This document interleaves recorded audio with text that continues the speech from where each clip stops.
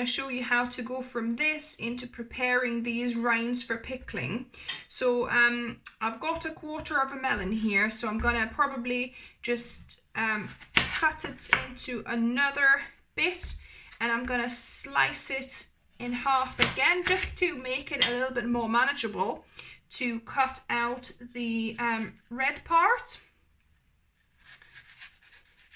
like that. I mean, if you have been eating your melons and you've got the rinds, you know, that way, then that's fine. This is just me showing how you can kind of cut it and put these in the fridge for eating later perhaps. And then we're going to use the rinds for the pickling. So just do the same with the rest of the melon, and we're going to need these. Now that I've got my rinds, the next step is to actually peel them. So I'm doing it the wrong way. Grab a peeler and just peel the green layer until you get to the white part. So as you can see, this is still green, so just, there you go. So you want it to be nice and white here, so I'm gonna do the rest. And these bits can go to compost now. So compare this with that. So this is the amount of watermelon rind you would throw out as opposed to this. So it's pretty incredible, isn't it? Now that I've got these peeled, I'm gonna, you know, cut them into smaller pieces. Go as large or as small as you like. Don't obviously go too large because you'll struggle to put it in your mason jar, but you know, just go whatever slices you prefer. Right, so these are now ready. So we're gonna now prepare our jar and the brine. So for the brine, I've got 2 cups of just slightly warm water, and you want to have filtered water if possible, so that it doesn't interfere with bacteria, you know, the fermenting bacteria. And I've got 2 cups of slightly lukewarm water, like I said, and I'm going to add a tablespoon and a half of salt to this to make a brine. And then I'm going to just mix that up and dilute it. The reason I put it slightly warm water because it dilutes a little bit easier. You could easily do it with cold water, and it'll take a little bit longer to dissolve.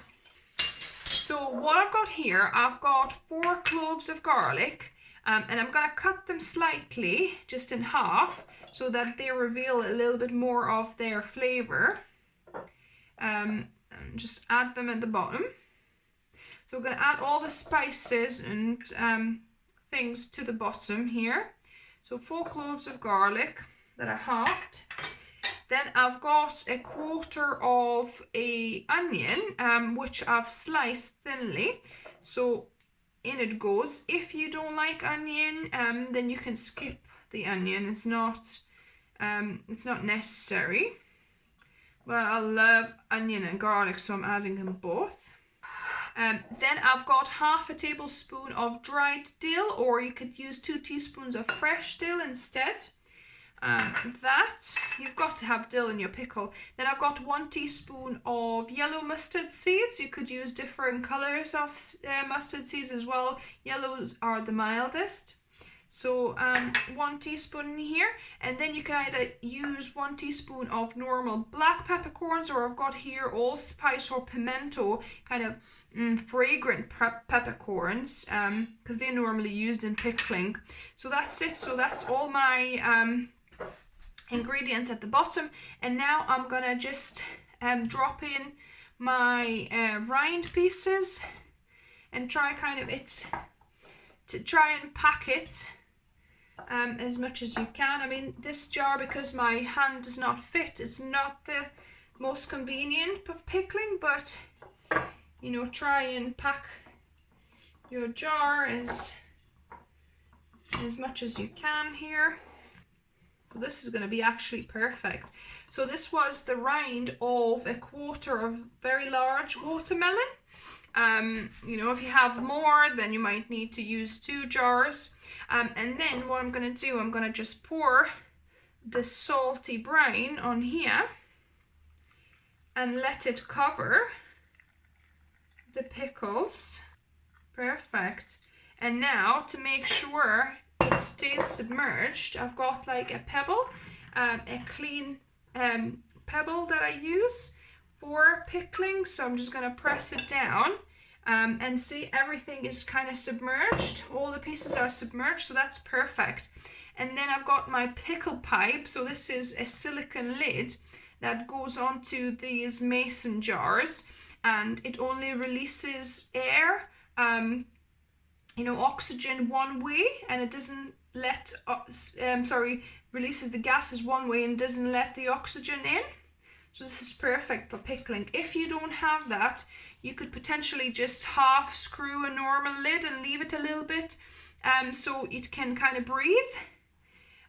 So yeah, so this is great now. So I'm going to leave this on my counter for about 3 to 4 days and up to a week, depending how tangy you want your pickle. So now the best part, the taste testing. Look at these beauties. So really intrigued to try these after 4 days, because like I say, I've tried them after 3 and they were already delicious. Wow. You can definitely taste kind of a bit of garlic, a bit of onion coming through, that nice tang. I mean, this is just natural fermentation. There's no vinegar or acid we added, so this is just naturally fermented, you know, the lactobacteria. So this is really good for your gut. Yum. So these literally can be eaten like pickles, you know, added to burgers or salads or wherever else you would use a pickle. So yeah, this is definitely a thumbs up for me. I'm never gonna throw my watermelon rinds again. Let me know if you tried this. I always love your engagement or even questions. I'll happily answer anything you want to ask on this. And if you're new here, welcome to the channel and subscribe for more videos and experiments on Wednesdays and Saturdays. And as always, remember, food is fuel. So be mindful of what you put in the body. Until next time.